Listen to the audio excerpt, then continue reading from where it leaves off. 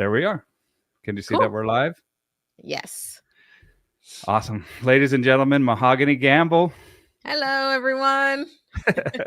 She's got a fancy new mic, so we're testing it out Yeah, exactly. on the podcast here. And oh, I got to do this. Speaking of fancy stuff, here, let me do right.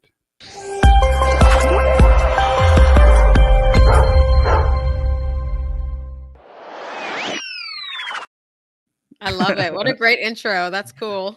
Yeah, I paid for it, but I always forget it. We start chatting it up, and so I forget that. And then I have, I'm not a huge fan of like self-promotion, but I need to. And so I do a Patreon.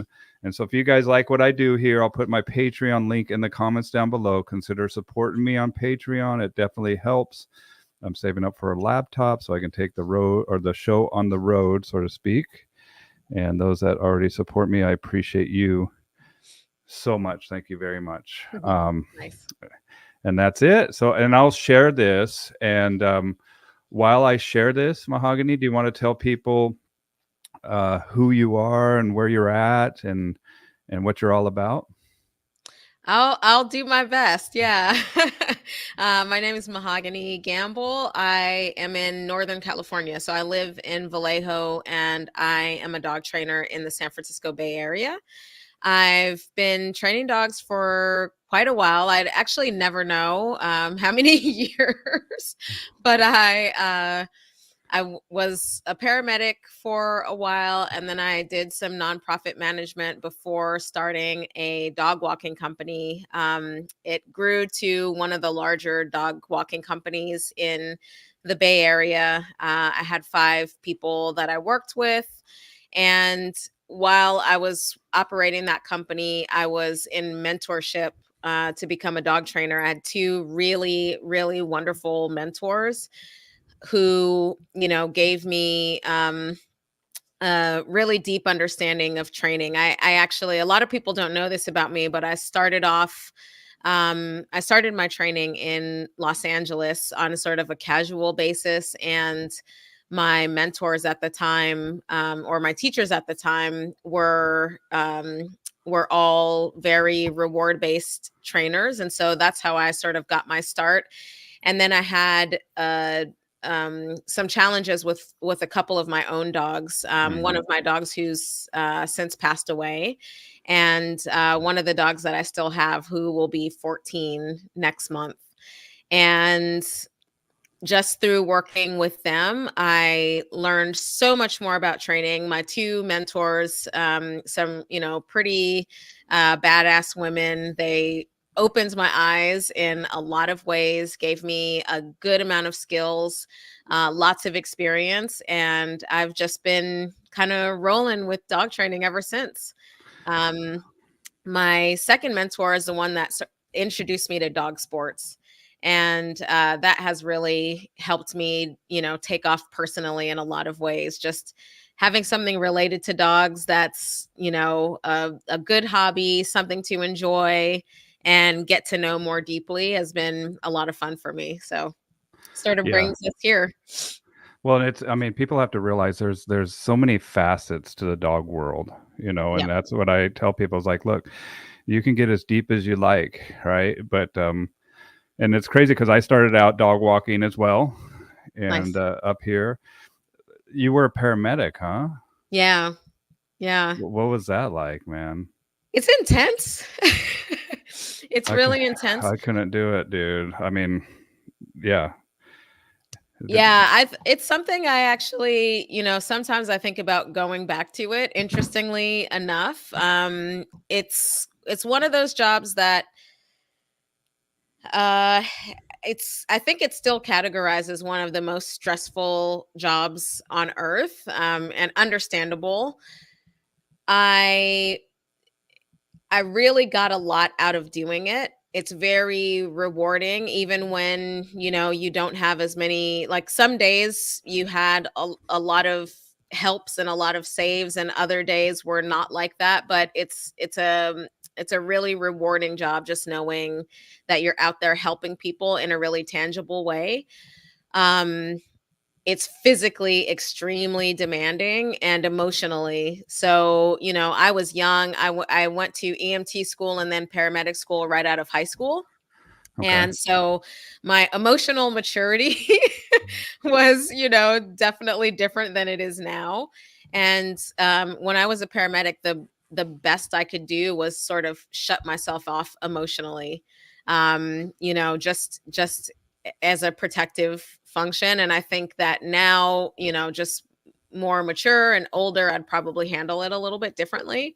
So sometimes I think, what if I did that now? But physically, I was different in my teens, late teens and 20s as well. And I could handle the physical demands of being a paramedic in San Francisco. Yeah, I could conquer the world when I was in my 20s, man. I could do it all. But I mean, Yeah. I think now because of the life experiences that if you were to venture back into that, that there would be, some valuable insight that you can bring, but there's also those cases that you probably just are like, I got to walk away from this one. Like Sure. I got, but now you have the wherewithal to realize like this one's going to do a number on me. I need to default to somebody else. Right. Right. And that's where I actually wanted to be an EMT when I was younger, but Mm, I went on a couple ride alongs. I wanted to be a cop. And then I don't know, man. I just kind of found art and started venturing into that aspect. And I wanted to be a chef as well. So I mhm. worked in a ton of restaurants and just a creative nature of doing that. But I went on a couple tough calls with I had an uncle that was a police officer, and it Okay. just made me really think twice about the energetic residue but that Mm, industry requires in your mind and how it just takes up, the thought processes that are going to affect absolutely. many different aspects of your life. And so what made you go from paramedic to dogs of all things? Well, I took a little detour in between. I actually got headhunted by a nonprofit, which is interesting. That was a sort of interesting detour, but it was a nonprofit a religious nonprofit. So I grew up Buddhist, Oh, wow. and so the Buddhist corporation behind the organization, they approached me and said, "Hey, we're starting this new internship. Are you interested?" And it was supposed to be just for a year. So I thought, sure, I'll take a year leave from being a paramedic, um, and then I'll come back to it. But I ended up, finding. Sorry, my microphone's falling down. Oh, I you're ended up good. finding so much value in working for the Buddhist organization that I stayed there for a really long time, and so I never went back to doing the paramedic job. But then, the nonprofit, it wasn't the nonprofit aspect, it's actually just sitting in an office, Mm, just sitting all day, stagnant. is yeah, it's really not for me. Being indoors all day was really not for me, so I wanted to change careers and go into something that had me, outside more, working more with my hands, more physical work. And I had been doing some dog sitting and dog Mm. training on the weekends. And so I thought, this is a natural transition for me to make, and I think it's one of the best decisions I've ever made. And you obviously had a love for the dog if you're pulled towards that of being a dog sitter. Did you have dogs growing up as a kid? I didn't. My parents would not let me have a dog of my own, but my a couple of my best friends had dogs, and I spent as much time with them as I could. I actually had uncles that had some dogs as well. Um, Anyway, I won't go too into that, but I also spent as much time with them as I could. All of my cousins were terrified of those dogs, Okay. but I'd love to just sit out in the yard and watch them interact, and I'd try and make, come up with conversations between the two of them, and I became a little bit obsessed about just watching their behavior and how they interacted and the sort of cause and effect of, what they were doing. So I actually think that was one of the the starts to my obsession about dog behavior. Yeah, it takes that interest, and then it's that observation, right? And just being like, Hmm. "Huh," right? And just being able to sit there and observe and, put together, like, the causation or correlation of why they do what they do, Yes. and, um, and then experiment with them and just be Hmm. like, "Oh, okay, cool." I remember when I first started before I started the business, I had my dog that I got from the pound, and I was working with him in the field and doing some just remote like hand signals and stuff with him. And I turned around and I got this little group of people watching me, and I knew I'm like, huh, I think I got something here, Nice. right? And Nice. just Yeah. kind of going and just thinking, man, I could do this for the rest of my life. Like, this isn't work Yeah. to me. And if I could figure out a way, and I remember working in a restaurant and just being like, man, if I could just work with dogs, if I could figure out a way to work with dogs. And that's what started me with the dog walking, because I Yeah. started cooking, and then I was waiting tables, and like a good day was like $120. Hmm. And so I was like, if I charge $20 a dog, and if I get 6 dogs, that's the same as working in the restaurant, right? Yep. And just Yep. that's how I bridged that gap. And now when you started with um the dog walking, but then went down. Was it? Did you learn in LA before you did the dog walking up in Vallejo, or was Yeah. that okay? Yeah, I sought out training with my 2 dogs while I was in LA, and, I was kind of probably an annoying little kid, just, like, tagging along with these trainers because I was so fascinated by what they were doing, and so, every chance I got, I was learning from them and, just figuring out this entire world of dog training. It was so fascinating to me. And yeah, so I just stuck with them. I was learning a little bit. It wasn't anything like, the caliber of what I started learning once I was in Northern California with my mentors, but I did. I started, taking what I learned from those trainers, and then whenever I would house sit for dog sit for my friends, and I would start doing training. And so my friends were always coming back and they're like, wait, you taught my dog what? And that's sort of how it kicked off. And I really loved that. I loved not just the work with the dogs, but when my friends came back, having them be like, oh my gosh, like, what did you do with them? They do this now. It was so exciting for me.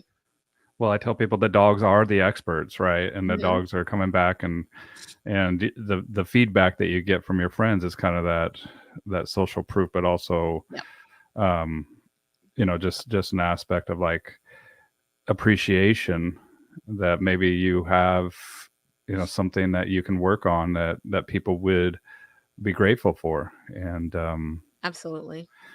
in LA, you say that it was reward based. Was that wasn't a positive only, right? Or was It it was. okay? Yeah, So it talk to was. me about that. Like, where were the downfalls of that? Because that's where I started too. And Hmm. what was your observation with the positive reinforcement only methodology? Yeah, in the beginning, it made absolute sense to me. And I It was like, felt good, right? yeah, it felt good. It made sense. It was different than it is now, where there's so much conversation about it. The moment you meet a trainer these days, you may find out what their philosophy is, right? It's like, it wasn't like that back then. I was just observing and I was like, this looks amazing. It looks like a lot of fun. The dogs are obviously very happy. A few of the things that I noticed early on, because one of the facilities that I was spending a lot of time at, I would see the dogs as they left for their board and trains. And as soon as the owners would get outside with them, the dogs might start displaying some of the behaviors that they originally went in to remedy. So that was the first thing I noticed, but honestly, it didn't stand out to me that much. There was so much for me to learn. I wasn't looking at, making assessments or judging anything. I just was like, okay, that's an observation. Okay, that's an observation. It didn't really start to come together until it was with those things didn't mean much to me until I started to notice with my own dog. So the reason I sought out those trainers in the first place was because I had a dog that had a little penchant for fighting with other dogs. Okay. Bit me a couple times. And so I started to see the limitations without even realizing, again, I didn't know, this was quote unquote pure positive training versus balance. I had no idea about any of that. I just started to wonder, well, why aren't these things that we're learning and working on together actually impacting my own dog? Her behaviors weren't changing. I was left with a lot of things to figure out on my own. And so, I actually was was always really appreciative that I spent all of that time observing, my friends' dogs and my uncle's dogs, because it allowed me to sort of step back and start to watch my own dog and figure out, what her triggers were. And she was a hell of a dog. Mm. What kind of um, dog? she was an Australian Shepherd Border Collie mix, is what I was told. Okay. Um, she was a tough girl. She was definitely a tough girl, had a mind of her own, absolutely insisted on doing everything her own way. And she was a little bit scrappy. she, Obviously. I mean, yeah. with dogs, and then also, now when you got bit, was it redirection or was it resource guarding? What were those aspects It that was it was actually me being stupid, trying to, find ways to correct her Mhm. for some of her more aggressive behavior, and she would correct me in response. So, one time it was an accident. Was putting a collar on her. It accidentally sort of clipped it on her ear. And she got me real good for that one. That one I needed to go to the hospital for.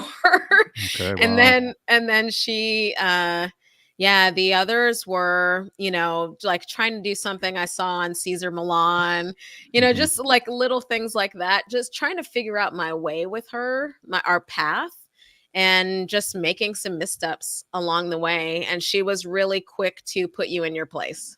Yeah, she would poke the holes in your program. That's what I tell people. It's like Yes, once people in this industry think they got it all figured out, there's gonna come along a dog that's gonna bite you in the butt, right? Like it's gonna, literally. yeah, literally, right? And so, that's why I am, always learning, right? That's Yep. why one of the reasons why I do these live streams is for my benefit and just to talk to people. And doing these live streams, Mahogany, I've found that a lot of people have gotten into the industry because of a troubled dog that Yes. they sought help for. They went to these purely positive trainers, and a lot of them were told to euthanize that dog, and Hmm. they love the dog, man. They're Yep. like, no, I can't do that. And some of them, I mean, I've heard about this so many times. Is like, look, you can't take that needle back. Right. And so we got to do everything we can, especially if we're invested in this animal's life, and we truly love this animal. And the aggressive part of this animal is just a portion of the life. It's just that it's a bad, and it's a liability. Hmm. It's a stress inducing thing, not just for us, but for that dog as well. And Right. we want to bring about harmony to the relationship and a solution to understanding and this, like, cross species communication. And so then they go and they seek out and they observe and they find teachers that show them, hey, look, no, this is how you do it. Hmm. And they actually solve the problem. Right. And then they go back to the positive trainer that they hired, and then they're demonized. Hmm. um, and so it's a very interesting thing that we have here in this industry. And it perplexes me because, just like you said, what I found with my dogs when I was do the positive only was, a sort of instability where the Mm. dog would, um, just kind of do all their commands to get the treat or whatever, and I would try to bring about stability. But as soon as I had the, I call it dog money, the reward, right? But Mhm. it's the only thing that was working with that dog with, that they would just kind of reel through everything they knew and then expect the payment. And I just remember having this thought of like, wow, this is supposed to work. Sure. Yep. Or having like competing motivators too, where if I want to take my dog out into the real world, and they see another dog and they become reactive, or or there's something that's interesting to them Mhm. more than this treat that they've had over and over again. And then I went to IACP conferences back in the day, and I Okay. would see people with these amazing dogs, and I let the dogs show me, my teachers and my mentors. Yeah. Nice. Right. I saw the dog and then followed it up the chain to who originally taught you. And I want to learn from them too, so I have an understanding. And not only that, but just getting my hands on so many dogs with the dog walks and starting to train, and just experiencing life with them. But I got bit, dude. Like, I used to get bit by boxers a lot. I used to get bit by, because I would come in hot or whatever. Like, Mhm. then you overcompensate. Once you know Yes. this, Yes. then you go and you try to use that, and then and it's a very interesting thing, this learning, um, experience with these animals. And but I think that as you go along, you start to realize the mistakes that you made, Mhm. and the more that you learn too, you're like, oh wow, I bet this would have worked on this other dog that's now in heaven, or whatever. It's just Right. but you're never, I'm never not learning, Yeah. and Yeah. and and the dog sports too. Like, that's why I've gone and learned from other people in the dog sports world. Is a lot of this stuff is not really relevant to the pet dog world, but it's good to Mhm. have the toolbox, right? Just in Absolutely. case, right? Yep. And so then you moved up to Vallejo. Yeah, well, I moved back to the Bay Area. I first moved to Daly City, Okay. and I moved all over. So I grew up in San Francisco, and then moving to Los Angeles was an odd little change for me. But yeah, then I came back. I was in Daly City, and then Oakland, and all over the place. San Pablo, and then Sebastopol. Actually, made my way to Vallejo, which is where I'm at now. But the Okay. Bay Area is my real home for sure. The person I think about, and just this little side note, is E40, who's a rapper. Yeah. He's from Vallejo, right? And I waited tables on him. Oh, And wow. yeah, when I was here in Seattle, and I met him, and the lady that I was waiting tables with was just she was pregnant, Mm, but she was barely pregnant, like okay. early in her pregnancy. And E40 looked at her and was like, "How far along are you?" And I'm like, "Boy, you're brave, dude. Like, how did you know? And how did like?" I'm like, I got a whole new respect for him, but that's my Vallejo story for you. That's um, funny. but then you started dog walking, and Yeah. so what started you on that path, and why dog walking? Yeah, I wanted to be a trainer, but I felt like I needed more education. I'd made a lot of missteps with my dog Lucky, Okay. and so I was like, I need a better education before I step into training. I had been walking some dogs just casually, friends' dogs, and I thought this will be great for me to step into. And actually, my so one of my mentors in training, someone who had done a mentorship with her previously, was a dog walker. And so I started just joining her on her walk. She was doing off leash pack walks, which again, like, just stepping into the dog world, I was like, oh, this is just the way everybody does it. And so I learned how to do off leash pack walks. And that's the way I started my company. And it was pretty easy, I mean, I did a lot of like quote unquote guerrilla marketing. I got one client and then I basically went and promoted myself to all of their neighbors. Mhm.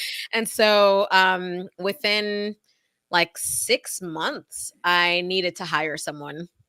Like the company grew really, really fast. There's a huge demand here in the Bay Area.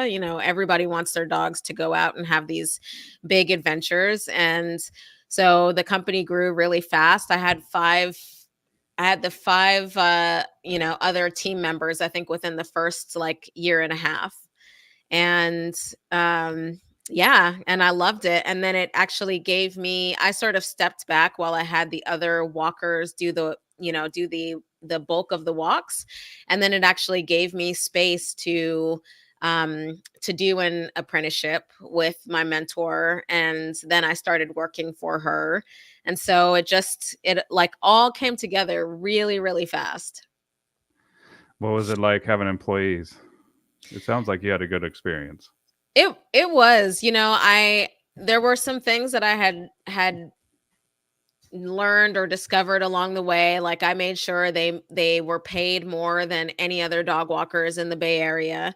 They had a lot of flexibility. I tried to be very generous with, time off, and anytime they wanted something, I was willing to step in. So we all had a really good relationship. All supported each other very much. A couple of them have gone off, so after I sold the company, a couple of them went off and started their own companies, which is something that made me really happy for them, that they gained the confidence, that they felt like they could do that. It did over time, it got to be the management element of it got to be a little bit much for me, which is why I ultimately decided to sell the company. I had friends ask me, like, why would you not just keep the company and, just sort of make the passive income? And I'm like, well, because it's not passive income. Yeah. Right? There's Passive no. passive implies that you don't have to do very much, but it's a lot. To me, it felt like taking care of people, in some ways being responsible for, their income, their well-being, their happiness in the job. And I just felt like um, it would be better for someone else to put more attention to that. Well, and off leash, so would you go to dog parks or what did that In Nor entail? in the Bay Area, we have a good number of off-leash parks. So they're Okay. not like fenced-in dog parks. Oh, But wow. yeah, they're, big trails. I mean, some of them can take you an hour and a half to 2 hours just to walk the trail, and dogs are allowed off-leash all throughout. So we have a number of those here in the Bay Area. So I had a dog walker lose a dog, Mhm. and I'm just like, "Go find that dog." Like, I've stopped Yeah. everything to go and it was a dog that they were fostering, that the owners of the dog, I mean, they were fostering this dog, and he was a little skittish. And, I kind of switched to on leash all the time, and after that happened, and I put in, Mhm. like, protocols to make sure that that wouldn't happen, and I did more structured dog walks where we focused on, like, leash lessons and manners and all that stuff. So Yeah. I just get anxiety when I start to hear that. I know the benefit of the off leash, but we have these dog parks here, and whoever made them had love in their heart, but a lot of times they're kind of volatile Yep. places where people bring a dog that's pent up that really doesn't have any semblance of training, that are reactive towards other dogs, and you see a lot of fights and Mhm. things happening there. So how did you mitigate that? How did you just qualify those dogs really Yeah. well and then qualify the people, have insurance, or what? Did you ever Oh, have any yeah. issues with that? Yeah, we definitely had insurance. Thankfully, never had to use it. We we spent a lot of time getting dogs introduced to the groups. And Yeah. so, we'd really look for dogs that already had pretty good pack drive, honestly. Like, they wanted to be with the group. They wanted to be with the walker. And of course, things will happen. We had some adrenaline junkie dogs, which is what I call them. And so they see another bigger, more excitable pack, and then they want to go and run and play with those dogs, right? So you get some of those. But we just spent a lot of time introducing the dogs, making them feel safe and comfortable with their group. And then we had, quite a few dogs that were really good dogs, high thresholds for the social element. They just didn't have any training and recall. So I would just, tell the owners, hey, for your dog, we're going to need a little training package. So we'll do, 4 sessions. We'll work on recall. We introduced e-collar to some of the dogs that were a little bit trickier. And we had one dog who ran away. I think a bicyclist came by, and it was a young Bernedoodle. No, she was a young Berner. She wasn't a Bernedoodle. Anyway, she's a young Berner. She took off. That was really terrifying. And she was found a couple days later, totally safe. But we definitely made some changes after that, because that was the only dog that we had that ran off in a frightened way, which is, the scariest, because there's so much unpredictability about what they're going to do. And we had one fight between 2 dogs that, one of my walkers said there's some tension building in between these 2 dogs. And so we actually kind of separated them. I put them in different groups. And then one day the 2 walkers actually ended up at the same place. And so those 2 dogs got into it.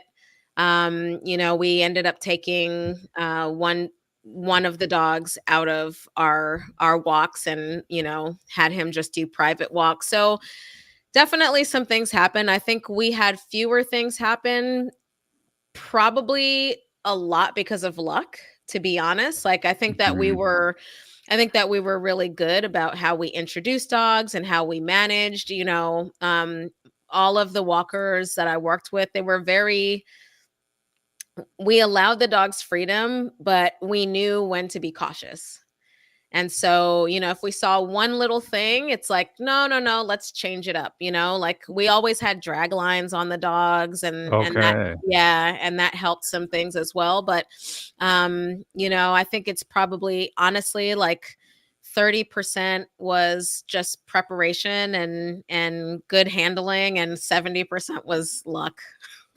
Well, it's also the awareness and picking up, like, these dogs are, they're key, or they're focused in on each other. They don't like each Yeah. other.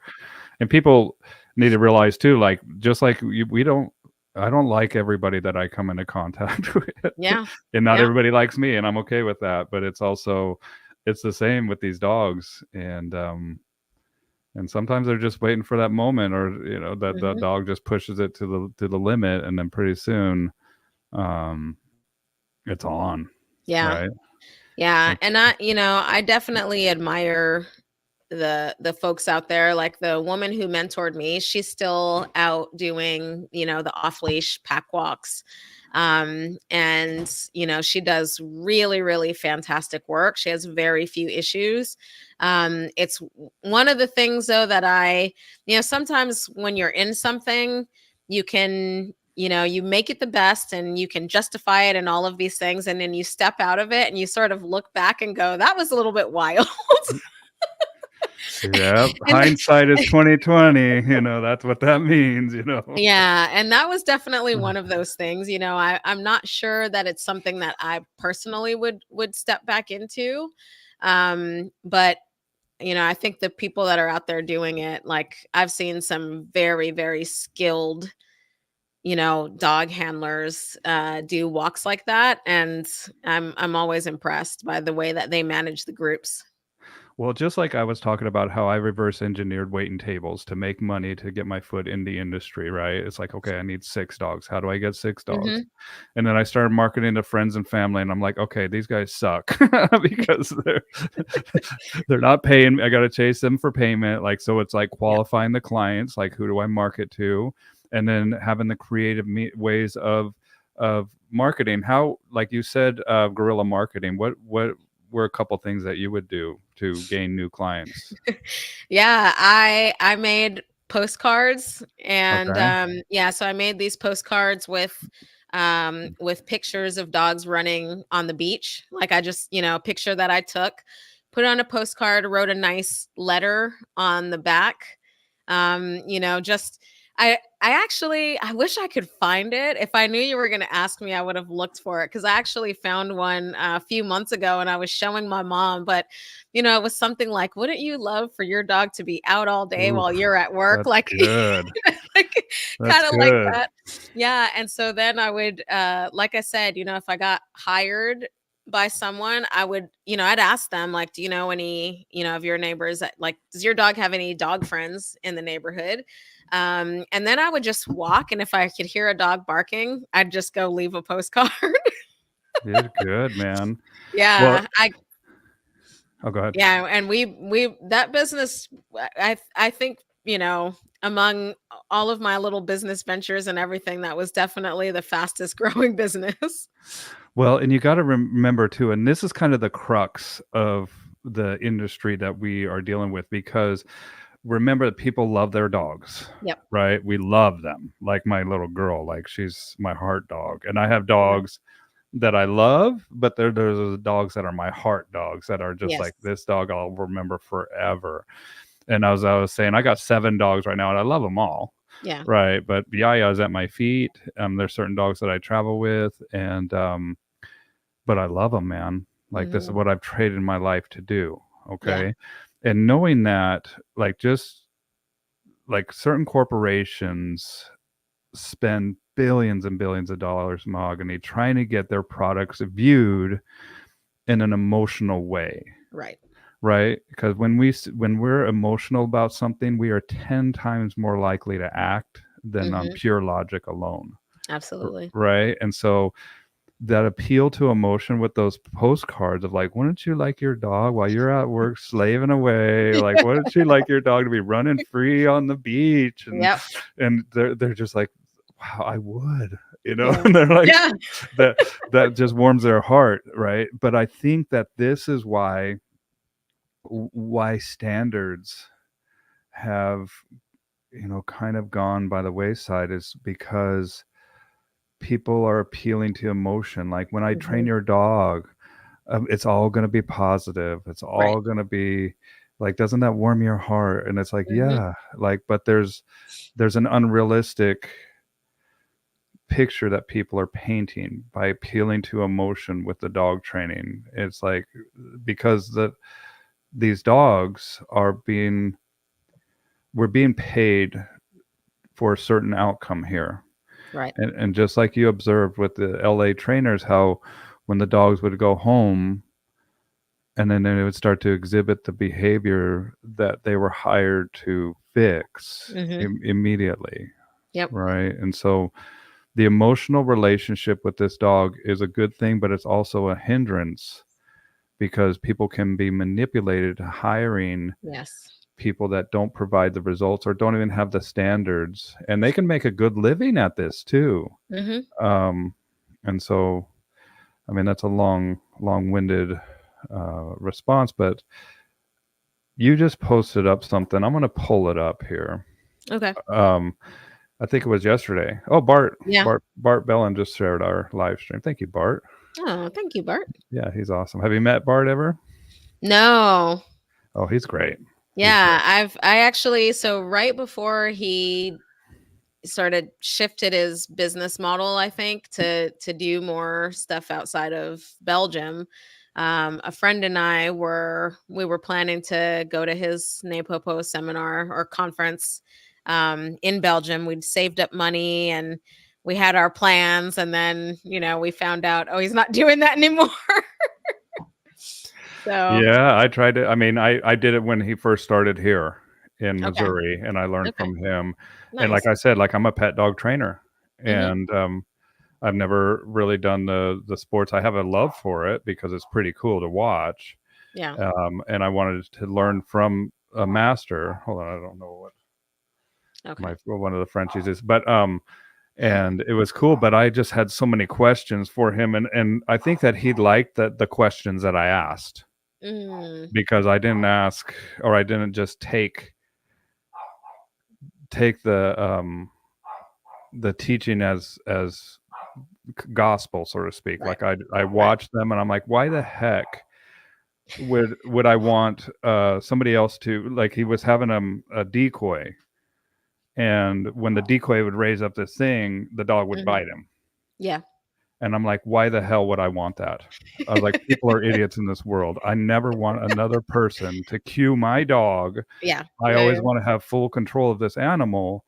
And I'm asking the class, I'm like, why would I want that? And they're like, that's just the way the sport is. And I'm like, well, that's Mm. stupid, because Mhm. Yeah. people are going to walk up to your dog and do something stupid or even evoke a response, and you're liable for that. So why would I Sure. want, right? And then Bart and I were talking or walking in the field together, and he's like, Bill. And I was like, what's up? And he's like, when the decoy raises his hand, I go "Tst," Mhm. to the, and I'm like, I knew it. I knew it. Like you indicated, like there's an indication to the dog that now you got to bite, and you're still 100% in control of that animal. It's just that we Right. didn't see Right. the obvious. I shouldn't, or I don't even know. I'm sure he's fine. I've said it before, but yeah, there's like little unforeseen things Yeah. that are done, and I think that he liked the fact that I asked and was really, really vocal about my protest of that. Mhm. And it's just kind of coming in with different eyes. And yeah, so that's, Yeah. and I love him. He's still Michael too. So Michael has the pet aspect that, and she talks about the relationship and the importance of the relationship. Mhm. And the e-collars that they have are phenomenal. Yeah. The Martin system and the finger kicks and the contact, especially for long-haired dogs, to Mhm. know that there's contact being made is amazing. So, what I was talking about is your post that you made, and I'm going to share. Let me see if I can share it here. Okay. And it says the dog training industry needs oversight. There, I said it. In a consult yesterday, I spoke with a family who has done 32 sessions. Yeah. Holy smokes, man. I mean, that's this not a Yeah. typo, you said. This is a pre-adolescent dog, so it's still a pup. Mhm. Now have to do a board and train, and none of those sessions, they have addressed the dog's issues. My mind should be blown, but I hear this all the time. And I'm reading this like, yeah, this is something that is this is the broken aspect of this industry. Yep. It's like people are taking out their wallet, they're paying you their hard-earned money, Yes. and stuff that they trade their lives every day, and they really they need a problem fixed, and they're paying you to do it, and when you don't provide the solution, then that to me is not just unprofessional, that to me is unethical, Yes. right? Yep. uh, and she said, I'm currently working with the dog who spent 6 weeks inside a facility, behavioral board and train for reactivity, and he came out unable to even do a downstay. Oh my goodness. Yeah. Unable to be attentive to his owners outside, and the moment his owners walked him out of the facility, he saw dog 2 blocks away and went off. And I asked his owners what value came from his 6-week board and train, and they were silent for a long time. They can barely come up with one positive change. Another client of mine signed up and paid more than $2,000 for a package of private sessions, only to have the trainer mail her an e-collar and never show up for the sessions. And there's no real, there's nothing people really can do. No. You know, Right? people are stuck, and these are, these three examples, they're all very kind, hearted people. They weren't, I mean, the woman who told me about the 32 sessions, she wasn't even complaining. She was just saying, yeah, we've done 32 sessions. Like, And it's just the way it is, like, that's the yeah, way, and you just stop and you're like, "Excuse me?" yeah, like the number 3 and then the number 2, like, you're kidding, right? But I hear that all the time. We've done, Mm, 18 sessions, and that, mm. the dog still can't stay on place when they see another dog. Like, it's just the things that I've heard, really, particularly since the COVID shutdowns. Mm. Something definitely happened during that time where, I'd heard these stories before, but now it's like every week I hear something that makes me shudder. Um, and it's becoming very, very common to hear things like this. Yeah, that's what you reiterated on, and not only that, but here, I'm gonna put this back up because it what you said here. Oops, somebody's texting me. Here, let me come down here with new trainers for starters. So right here, and get right with themselves first. Do the inner work, good human beings before starting this work, right? Mhm. Because, like Yeah. I said, this isn't just unprofessional. This is unethical. This is Yes. morally wrong Right. to step up and promise somebody that you can do something, you can fix something for them. It's lying, right? It's Yeah. lying, and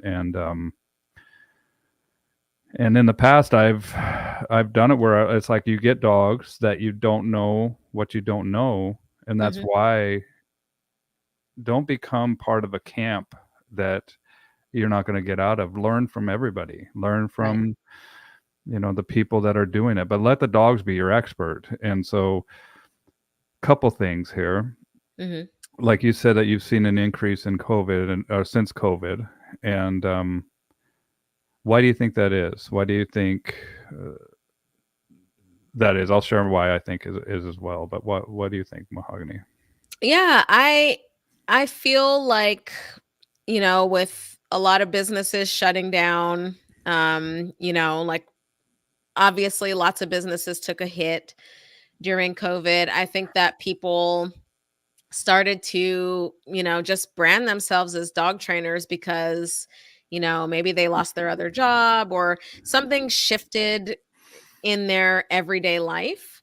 Or maybe when everything was shut down and people just didn't have as much to do, they, put more energy into their own dogs and then just decided to start branding themselves as a dog trainer. I'm not that's just a little bit of a guess that I've had because so many people were affected.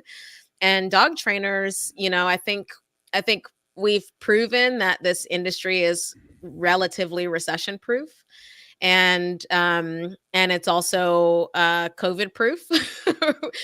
People needed their dogs trained more than ever Mm-hmm. during COVID. And so, I had more puppies during that, sort of 2-year period. I want to say hundreds. I mean, it was unreal the number of calls and everything I was getting. So I think that, maybe people just stepped up and decided during that time that this is what they want to do. But, I don't know that they were all prepared, one, to be trainers, two, to be business owners. And I think that, it maybe got a little bit overwhelming for some people. But I'd love to Well, hear your thoughts on that. I mean, yeah, that's what I think that like nature abhors a vacuum, right? And then when Yeah. people stopped working, they were like, "Ooh, this is my time. The universe is telling me I need to train dogs or something." Right? And then there was rover.com and different Yes. Oh my gosh. platforms, right? And just like the technology allows us so many more capabilities. This is amazing. Like you and I are speaking today right now, and people are watching, and they'll watch after the fact. So there's a lot of aspects of this technology that are amazing, but there's a lot of this aspects of this technology that make people think that since I have push button access and very convenient right ways of accessing information using these devices, that works with behavior too. Yeah. And so they don't realize the time that it takes. They don't realize how to use like e-collars and things correctly. And Right. And they don't observe, like they don't start in the way of observing and understanding, and then they also try to think with their emotions. And just like I was saying with the emotional based aspect of this industry, we also have logic, and there is logic, and we can't think with our emotions. And Right. sometimes, um, people, I don't know, it's an interesting dilemma the human condition is, right? But, Mhm. and they want to be people pleasers, and they don't want to tell people the truth. And then of course the COVID puppy, the COVID dog, and Yeah. I actually, that's how I have 7 dogs, is that I started breeding dogs during COVID, because I mean, even Mhm. though we're recession proof, I fell in love with these Skipper keys, Mhm. I started breeding them, and I had a means of income, a revenue stream that opened up to me, that helped me out during that time as well. But as a good breeder, I would hope that people, like I have a clause in all my contracts, like if you ever need to relinquish this dog for Mhm. any reason whatsoever, no questions asked, we'll always take them back, Mhm. always, no matter, for Yeah. the life of the animal. Yeah. And I actually had a lady that was diagnosed with cancer, unfortunately, that needed to give up one of her dogs, and she said she was finding a home for her. And I was like, "Why don't you bring them back here? I'll take them, and I'll find the home. You don't need to worry about that." And Mm. so people don't realize the depth of responsibility that we have, um, as dog professionals, and they think that it's just a pie in the sky idea of going to the dog parks or whatever. Um, and not realize that, look, man, there's standards that we Yep. adhere to. And I think that also adhering to standards for some people feels mean. Mhm. I've heard people say that, and I'm like, no, this doesn't feel mean. I was like, pay your dog. And they're like, I don't want to pay my dog. That feels mean. I want my dog to just be a dog. And I'm like, come on, man. I don't know what else to tell you. Yeah. Um, your dog has wants and desires. I was like, don't you feel good when you get a bonus? And that's another aspect of being in the pet world, is I've learned to qualify my clients too, right? Mm. And people that, and that's another aspect of this, Mahogany, is that people don't find the right clients that want to Yep. do that one got the dog, or have a good reason for having this dog, but also want to do the work, Yes. and don't want you just to fix their problem. Because even with rehabilitation, I say it's almost like drug rehabilitation, right? The dog has gotten into this pattern of behavior, and if Mm. they fall back into the same lifestyle, Mhm. and you start doing the same things, like, you need to change as well. Yep. And what do you think about that? Like, let's talk about the board and train aspects, especially with reactivity or rehabilitation work. Um, is it just on the dog, or do you talk to your clients about the changes that they need to make with how they interact with this animal as well? Oh, I talk a lot about the changes that they need to make. I've actually, well, first going back to your first point, I think finding the right clients is so Mm, important. I don't know what it is. I think a lot of trainers are scared of not taking on, whether it's just a scarcity mindset or whatever it might be. I think trainers oftentimes get into these patterns where they're scared to turn people away and just say, hey, I don't think we're the best fit. Or I have a trainer that I think, like a friend of mine, I think would actually be a much better fit for you. yes. Or even there are dogs with certain issues that I personally don't want to work with because I'm a lot of person. So, I love you it. know, so dogs that are extremely fearful, I have to tone myself down so much that I'm like, I would just rather not. And I have friends that have just the perfect temperament and amount of patience and everything for dogs that need a little bit extra. And so, I've always referred those dogs out, and it's odd to me. I think that trainers, we should have specialties. Yeah. I think, this person's like my specialty is reactivity. It really is. Okay. I'm glad I It's asked that. So, I did just want to touch on that point that you made, but I spend a lot of time, there are certain things that I can tell at this point about people, you know, that they might have a difficult time with. So if I notice something like, I think that a family is going to have a difficult time changing their dog's routine, or sometimes people are too routine for a dog. Yeah. And I have like the one of the dogs that I refer to in that post, his owners are very routine. So he was one of those dogs that came in and he started waking me up at 4 o'clock every morning. You gotta And love that. so, yeah. And so, I asked them about it and, oh, yeah, we get up and feed him right at 4 a.m. So, but he's one of those dogs that, a lot of the nuisance behaviors are a result of them being, kind of overly rigid in their schedule. So that's one of the things I'm like, while he's with me, start making those adjustments now. Um, I've had people that, I I don't want this to come across the wrong way, because I don't think that it's our task to recommend that anybody get therapy. But I've had, families that have had some traumatic incidences with their dogs. And so while the dogs are with me in board and train, I'm like, maybe consider, talking to a therapist or someone that can sort of help you, because that Beautiful. part, yeah, that part is really important. If the dog goes back having had all of this work done, but the family's still, scared or worried, the dog's picking up on that in whatever ways that they do that, and it can put the families right back in the same place. And I recognize that when the families are not actually there for the entire training process, sometimes, no matter how many videos and updates you send them, it can be difficult for them to really believe the changes that are being made. And so I like to encourage people to work on those things while the dogs are away, at board and trains.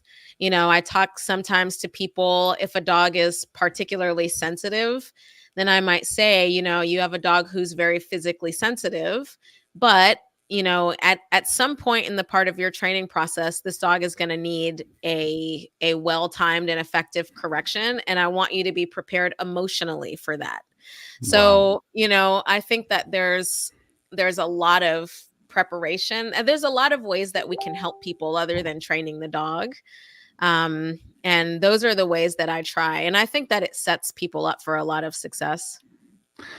I love what you said about you need to be emotionally prepared for a correction, because I'm going to prepare your dog for a correction, Right. right, during this training. And so I need that to translate to you.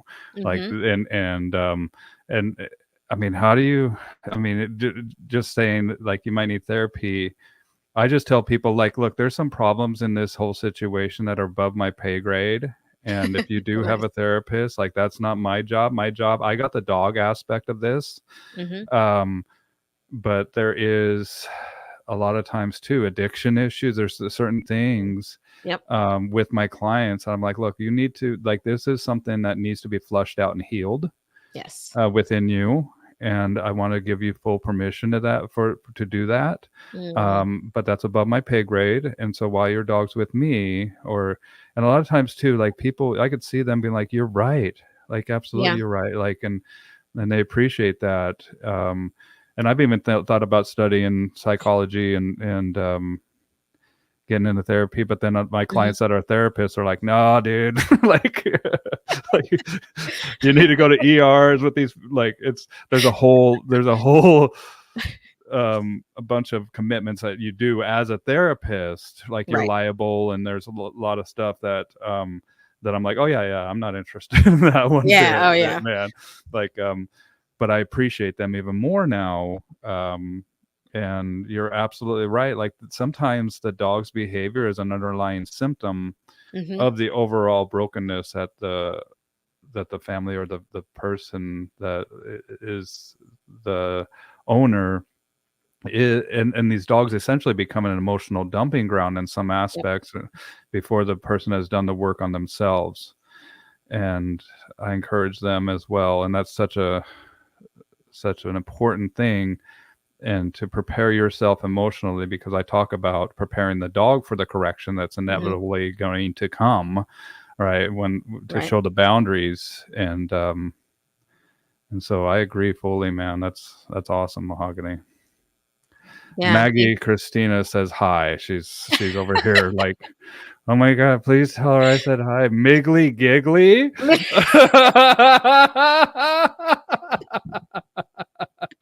Yes, What's yes. They Miggly Giggly mean to that's you, man? She's texting me all yeah. this stuff. And remember, let me see. And remember and Remy is her BFF. She says, okay, well, Oh, yeah. there you go, Maggie. So I call her Maggie Licious, and she calls me Mig is my nickname. okay. So, yeah, Miggly Okay. Gigglies. Miggly Giggly. I love it, man. Yeah, I've been chatting with Maggie quite a bit. She's awesome. And actually Yeah. Maggie's coming on next week. So she'll be doing a live Nice. stream with Oh, me I'm looking next forward to that. Tuesday at noon. And I'm starting to bring structure to these live streams as well. So every Tuesday afternoon I'll be doing these. Okay. Um Yep. And then tomorrow I'm actually going to Missouri, flying out there, picking up an RV and driving it all the way back to Seattle. So Wow. How long yeah, is that drive? 30 hours. Okay. That's shorter than I thought, but that's still a lengthy drive. But at least I got a bed in the back, you know. Yeah. If I get tired, I just step in the back, and I've bought Hey, it's an old RV, so it's if you have a toilet, that's all yeah, you need. that's it. That's it. That's I only actually, need I only need the driver's seat to sleep in if it really comes down to it, but having a toilet, that makes all the difference. man, I can't stand people that can sleep sitting up. I'm just like in a plane overnighting. I'm just like looking around me like, Uh, how are you all doing this? Like I wish I could. And in fact, I went to Costa Rica and I was like, I slept 15 minutes or something. Like I woke uh, up and I definitely slept. And I was like, I looked at my wife. I was like, I slept. She's like, I know your mouth was open. You were snoring. Like I was like, oh, you really slept. yeah, you really slept. So I think that you just need to either I'm getting older and it's just going to come with age, or like I was exhausted and it was an Yeah. overnight flight. Um, so reactivity, let's go back Yep. to that as well. So what Yes. are the main reactive issues that you see in dogs? Well, here we've got I'm not far from San Francisco, and most of the reactivity that I see comes from people who live with dogs in San Francisco, and they've allowed, every person who wants to pet their dog, Mm, come and pet their dog. Every dog that wants to meet their dog gets to encroach on their dog's space. So, a lot of what I see is just dogs that, honestly, they're like, I have no control of my life. I'm on leash. I can't go anywhere. Everyone who wants to touch me gets to touch me. Every dog who wants to approach me gets to approach me. And the dogs, they're fed up. They want to start, setting some of their own boundaries, if you will, and they want to protect their space. That's, I would say, like, most frequently what I see with reactivity. And, I see that a lot when dogs are approaching adolescence, mm, which makes sense, just developmentally. They feel like they have a little bit more of a voice. They've had time to try a few things out, and barking and rearing up, that is helpful for me. That actually that gets people, works. yeah, it works. It gets people to Yeah. back off. And then, people try to deal with things on their own. And so they try, well, let's stop, like, let's start walking at 4 a.m. and midnight. And, we just won't approach as many, we won't see as many people. And they've tried all these things. So by the time the dogs come to me, they're further into adolescence, and the reactivity is a bit more rooted. And those end up being some of my favorite dogs to work with. I love dogs at that age. Okay. Um, and I love teaching dogs, Like 2 years old, 3 years old. Is that like what typically like 18 months okay, is year like and a half. usually, yeah, year and a half to 2 is usually when I'm getting them. I love that age. Me I too. love I love young dogs. And I love it. I actually get a lot out of being that person that goes, "Hey, I'm going to help you protect your space." Like, I like being that person for the dogs. It's highly rewarding for me. I actually just had a 7-year-old dog come in, really social lab mixy thing, but her owners had been sending her to daycare where, her space was compromised, 1,000 times over every single day. And so, she went from this sort of happy go lucky dog to a dog that's biting dogs in the face now. Yeah. and, and so, 'Cause it just, works. 'Cause yeah, that yeah, that worked for her. She's like, "Aha, yeah. now I got the system figured out here." Exactly. So, so she reminds me a lot of my 13-year-old is a lab mix. And so they remind me a lot of each other, and I really fell in love with this dog, but it meant a lot to me to be the person to be able to start bringing her back around dogs, but doing it in such a way that she felt safe and confident. And she really trusted and continues to trust me. And so now the job is, to get her to trust her owners in the same way, and to have them recognize that, she tolerated things for a long time, but she really isn't enjoying the way that dogs are approaching her. And so, just imparting that to them, seeing the change happen there, but also being that person for her. Like, I think that's become one of my favorite aspects of training dogs.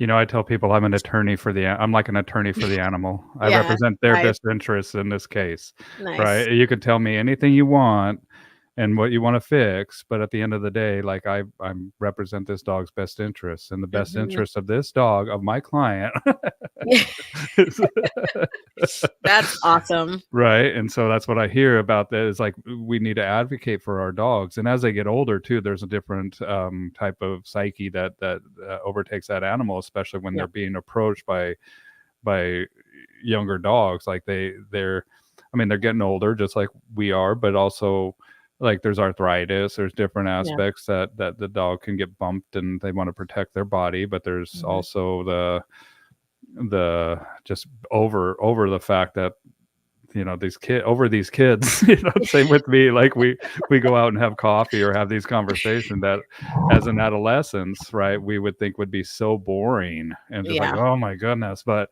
and to realize like there's different seasons of that dog's life, as well as absolutely. ours, and to acknowledge that, but also to not anthropomorphize that dog, to look at that dog for what they truly are. And just like your wants, needs, and desires are important to you, so are the wants and needs and desires are to that individual animal.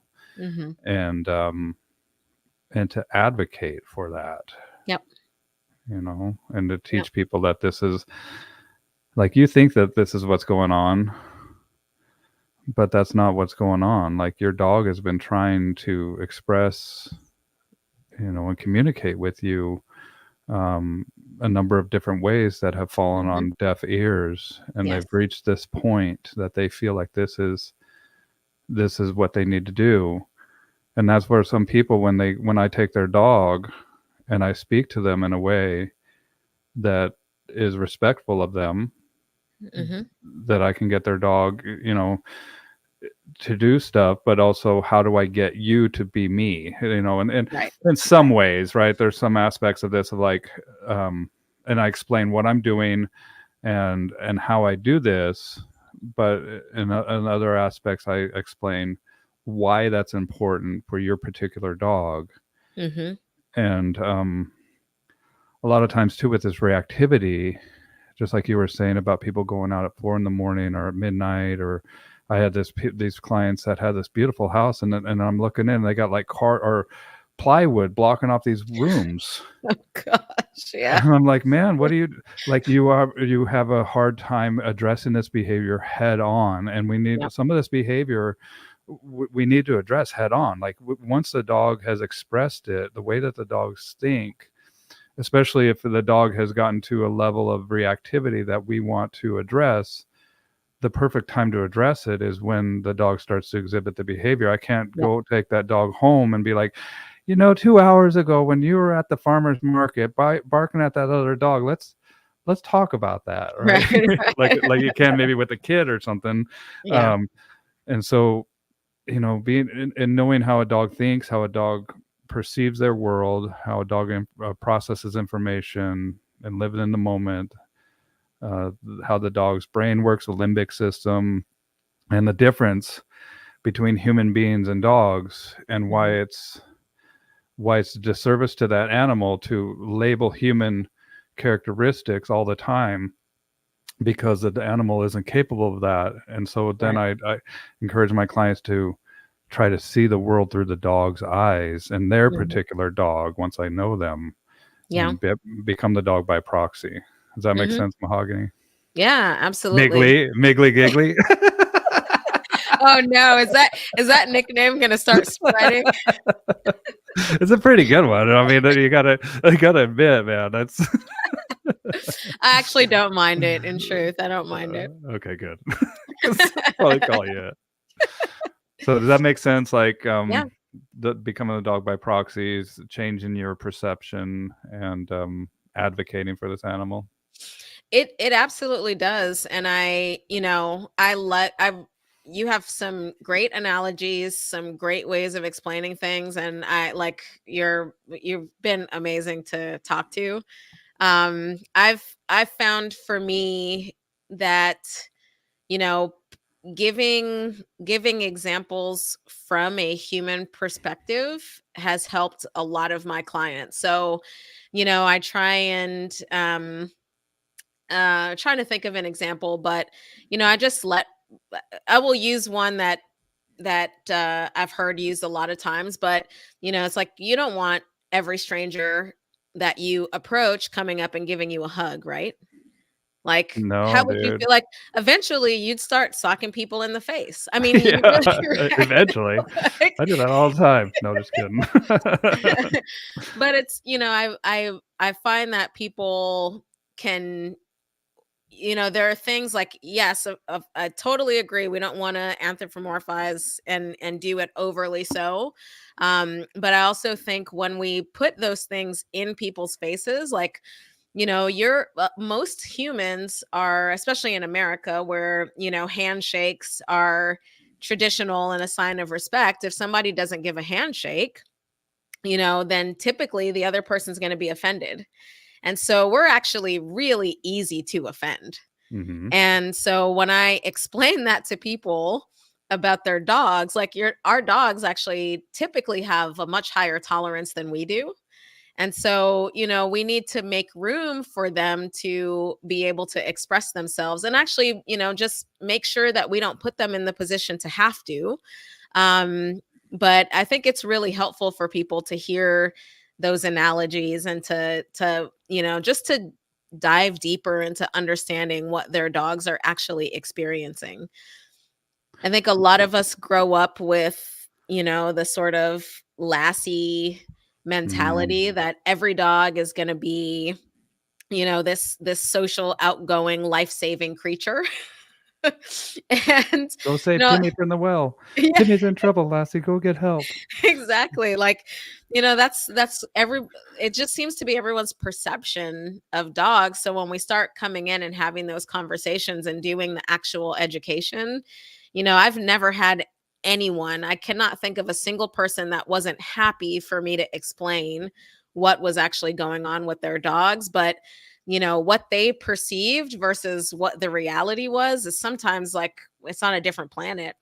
Yeah, well, and likewise, it's so good talking to you too, but, the other analogy, that I like, Mahogany, is, I mean, just tell them, "How do you feel?" Like, you're in downtown Seattle, or that's where I'm out here, Mhm. and, you see kind of a creepy guy across the street there, just come out of an alley, and then you see him, you take notice, and, you're at a restaurant or something like that, just eating out on the patio, and then the guy kinda walks on.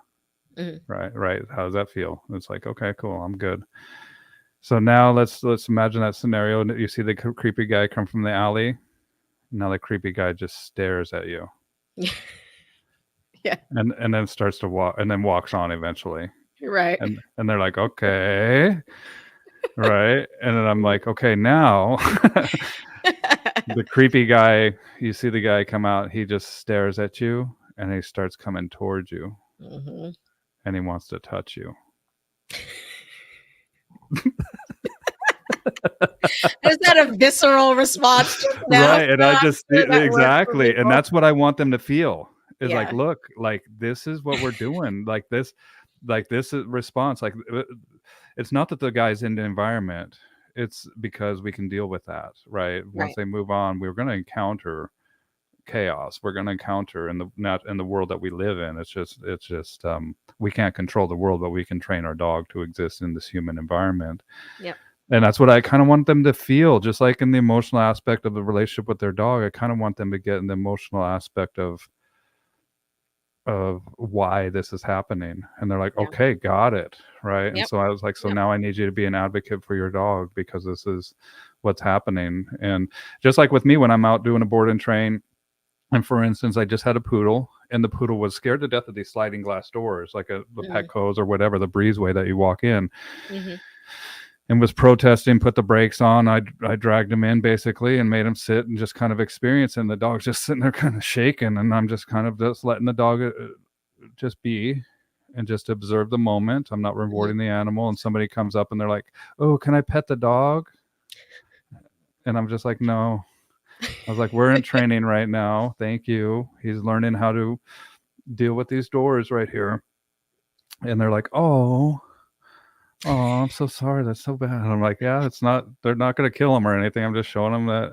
I Yeah. said, "But I'll pet him twice." I told him, "I'll pet him twice for you once he's done with this, okay?" And they're like, "Oh, thank you." And then they walk. That's a good one. I'm gonna try that. You know, I'll pet him. I'll pet him for you once we're done with this lesson. Thank you. I've just saved that up in the allowance. I'll pet him, and they're like, "Okay, cool, thank you." And then I they like carry that. on, right? And it's Yeah. just, I mean, people love the dogs, man, and I Yep. love them. That's why we do what we do. Um, the other thing that gets me too is like, and this is the importance of qualifying the clients, is like, I've had clients that literally don't see the behavior in front of them, or they'll make an Mm. excuse, or they won't tie the behavior to the trigger, or they just don't see what's happening in front of their own eyes. It trips me out, Yeah. right? And so I'm just like, whoa. I mean, I remember this lady hired me at a rehab center or nursing home. I don't know if they're nursing home, but it's a really nice place where it's like 65 and over, right? And she had a Okay. small dog that was being reactive, especially to this other dog. Mm. And so I was like, "Can you call the neighbor and let's just see what's going on here?" And it was actually the other dog that was being super reactive. Oh, there's something that just popped Yeah, up on some my thought bubbles. yeah. Um, and and I was like, I just was talking to the lady. I was like, "Your dog's reactive over here at this person," and she was just connecting it with something completely different with her Hmm. dog, or Okay. making these excuses. And but this was not the lady that hired me, and so she wasn't really seeking my advice, and so there's nothing really I could do except for tell Right. the lady that hired me, "Hey, look, I don't know what to do here." The lady that is kind of mislabeling and misinterpreting her dog's reactivity, and so just kind of stay away and mitigate that situation, Mhm. because your dog did great, and dogs will respond to uncertain and unbalanced dogs in their environment as well. Absolutely. Yeah, and that's important, and Yep. so it's good about having a pack of dogs that are nice and calm and that are respectable, Mhm. and a lot of times too, that's what people, when they want me to train their dogs, they're like, "Aren't you?" I mean, I do reward based, but I don't always have treats. I don't always do the treats because the reward could be my attention. The reward can be Mhm. just them being out there with me, Right. right? And that's the other aspect of, like, the reward doesn't always have to be food. Mhm. It can be a Yeah. toy. It can be being with me. It can be me looking at you and being like, "Dude, I love, yeah, yeah, I love you. You're such a good girl." I got my dog at the feet, just so people know. I love that.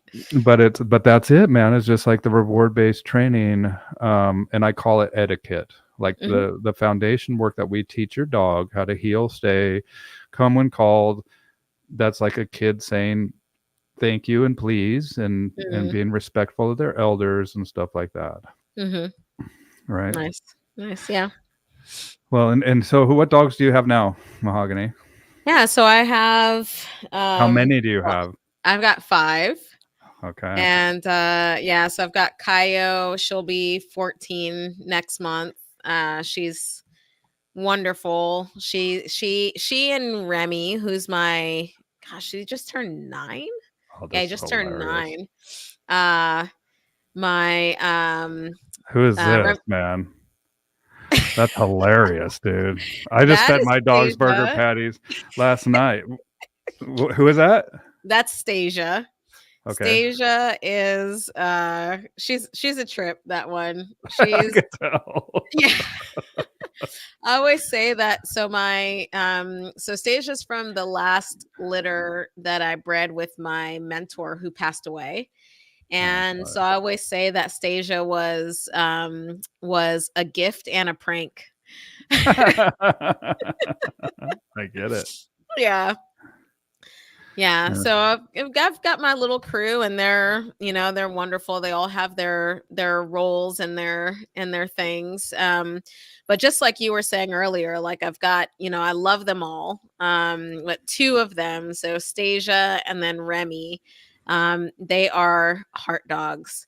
They're the dogs I really feel like we've been together lifetime after lifetime after lifetime. Like I feel like they were walking next to me, when I was some like, Egyptian royalty. Mm. Like they've just like always been there next to me is the way that I feel. So yeah, it's pretty special to have those kinds of relationships with our dogs.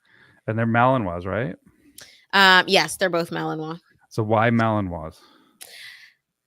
I fell in love with them. So the woman I was telling you about before, who sort of taught me how to do the off leash dog walking, she had a Malinois. That was the first Malinois I can remember meeting, and I just was obsessed with her. Like, I there's a little adrenaline junkie side of me, and I think that having Malinois sort of fulfills fulfills is very fulfilling in that area. But I just loved her little antics. She was a really weird, quirky dog. She'd run off and take off and do really weird stuff. But I loved how pushy and demanding she was. It was very endearing. Um, so I sort of fell in love with her. And then my mentor, Lisa, she introduced me to this wide world of Malinois. She was, one of the early breeders of Malinois in the United States. She did a lot of sports, had dogs that did some pretty amazing things. And the more time I spent with her, and I spent like 8 years learning from her. So it was sort of like being thrown into Malinois world. And I fell in love with their capability, with their intelligence. I tend to like dogs that are, what's the word? Like I tend to like mischievous dogs. Okay, me And too. so, yeah, even Kaio, when I went to get her at it was a rescue in LA that was kind of like a dog boutique, and so there are puppies running all over the place, and I was like, yeah, they're all really cute, but there was this one that was just like in the water bucket, splashing around like crazy. And then, so I had my eye on her, and I went home. I spent a few days thinking about, do I really want to bring another dog in right now? Was the timing right? All this. And I went back and I didn't see her anywhere. And I was like, damn it, like somebody adopted her.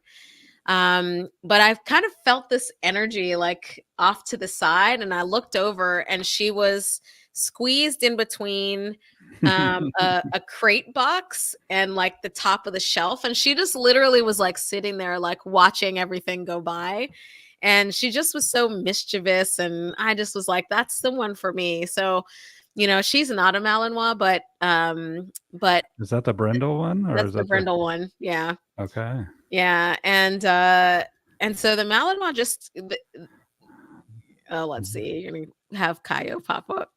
Is that her? Oh yeah, that's her jumping off. And then who are the other two?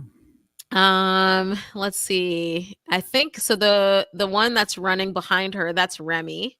Okay. That's Remy when he was yeah, he's born in 2015, so he was just under a year old here. Okay. Yeah, And then 2015. Wow. the other one is my friend's dog Posey. And Posy's posing. She's Yeah, like, "What are you guys Posey's doing?" posing, that's right. Yeah, so yeah, I mean, I'm really appreciative of my dogs. They're So you have 5 dogs, and how many are males? 4. 4 males, and then you have the Brenda. What is she? Yeah. She's a lab, so she's 50% lab and Interesting. 50%. Yeah, I know. She acts very labby. Okay. And then she's 50% hodgepodge. I think they call it all American dog now or something like that. Oh man, I got it. I'm looking at all these pictures of you here. Yeah, that's Remy. Yeah, he looks like your heart dog, man. Look at your Oh my face and gosh. look at him. He's yeah, he's special. We have been together in many lifetimes. I can tell that for sure. Cool. So you believe dogs are, kind of attached. I think that there might be a tangle of, spiritual energy, right? And Absolutely. it's very, very good to. I mean, I'm Catholic, so I'm Mhm. different, but I argue with the priest all the time, and I'm like, look, it doesn't say anything about this stuff, and it doesn't say either one way or the other. So I'm choosing this way is the Yeah. way that dogs are in heaven, Right. and even if they're not, then God can recreate dogs in heaven for sure. If I so. Yes. Yes. Um, one more thing before we go, and then Sure. I also wanted to shout out your website. So let me make sure. Infinite Canine, is that the one that you're Yep. using, or Yep. okay? That's my So website. I'm making sure to put that up into Thank you. the comments down here below, and then you're also like I saw a post that you made the other day regarding what they call a dumb phone, I guess, Oh, or yeah. right. And so, Yep. and I've been super interested in this, and I think like there's an aspect of this that is that how things come back and the old Mhm. is new again, Yep. and we have a certain time um where the novel the new stuff kind of wears off, or Yeah. we start to see aspects that might not be so healthy. Yes. Right, and I see that, dude, I'm so addicted to this thing. Oh, tell me about it. The screen time, I look at it and I'm ashamed. And not only that, but my wife will definitely remind me of, like, being glued to my phone Mm. and so but it's new technology, it's a new thing, and I think that we've reached this point where we've kind of realized, like, yeah, it's new, but it's also it could be a toxic thing, so I've been looking at these Yeah. phones here, and, what's your experience? Have you had time to, and what is this thing here? Let me see if I can see that, Yeah, so that model is called Mudita is the name of the company, and that okay. particular phone is called Pure. It's awesome. It's been a little bit tricky for me to use it regularly because you have to switch. So this company is based somewhere in Europe. So you have to Oh, okay. constantly switch your SIM card. Oh, So you do, okay. yeah, so I'm gonna, one of the things on my to-do list is to go to, just some phone company and just see if I can get a SIM card and pay for a service plan for this because I'm with you. Like I try and be really present and self-aware of how much I pick up my phone and check. I'm very aware of how my habits are impacting my circadian rhythm, and that's one of the things that I'm trying to focus on a lot is just being, properly aligned with my environment. Mhm. And it's hard. Like I'll wake up and, I try not to look at my phone for the first couple hours, but I'll be like, well, I'm waiting for this message from a friend or I'm waiting for this or, did this email Sucks show you up? And in. Yeah, it sucks you in so fast. And then I've been learning a lot about, some of the harmful EMFs and just all of this stuff. So I'm trying to get some distance from the phone. So my first step actually was when I'm out, training dogs and doing things, I'll leave the phone in the car. Okay. And so, that'll give me like the bulk of my day without the phone, because I'll just leave it there. I won't go in and check it, in between swapping dogs and things like that. But these days it's nice to have a phone nearby, like just in case something happens. So I just started researching. Like, I knew these phones existed. I wanted to find the ones with the lowest harmful EMFs. The screen is a big deal. So I don't remember what they call that screen, but it's sort of like you have like in a Kindle reader. Although I think the new Kindles actually have color screens now. Right. Right. So um yeah, I can't remember what it's called either. Yeah, but so that's what I was looking for, and I found it in that phone. So I'd like to get a SIM card for that phone so I can just, like just have that phone with me throughout the day, and then maybe keep my smartphone for, days I need to take pictures and videos of dogs, and then, utilize it more at home. Well, and give the people, here's another community that I belong to. It's called Dumb Phones on Oh, Reddit. I don't nice. know if you know, Okay. but they have all this stuff on here Huh. for and the goods and the bads, like of the like this battery burnt out. So that was Okay. but they have like, look, people are going back to Wow. this cassette player, and the old is new again, man. And Yeah. Oh my but God, that's cool. and I'll have then to check this out. well, in this, and I'll put up a link in the comments for you too. Cool. But what I like too, Mahogany, is like the people that are calling this are going to be very important people to me. Yep. Right. And so the Yep. people that have this number are going to have the people that I really want to talk to, and that I will, because a lot of times too, like with spam calls and just the burnout that happens when you're always talking to people, just like when before Mhm. we started, my neighbor's on the phone with me. He needs help with his dog, Mm, and it's good to sometimes refresh yourself, get away. yeah. And the one thing that we can't get back is time, Mhm. right? And I call that spiritual currency. Mhm. And that's why they say spend your time wisely or pay attention, right? It's something Mhm. that we can make the green stuff, we can get the money back and forth, but we can make it or lose it, and it's not as important. But once we spend that time, and that's where it got me, was Yeah. looking at the screen time and looking at how much time I spent, and it's like I can never get that back. Hmm. And Interesting. and so that's why I'm doing the dumb phone route myself. So Nice. yeah, that's why when I saw it on your page, I was just like, oh my goodness, this is what I'm doing too. Um, Yeah. Well, I'll be looking forward to hearing which one you decide on. yeah, and there's some that are kind of scammy too. You got to watch out for like the Kickstarter programs and stuff that never Oh yeah. deliver. Yep. Yep. And but you want something that's tried and true.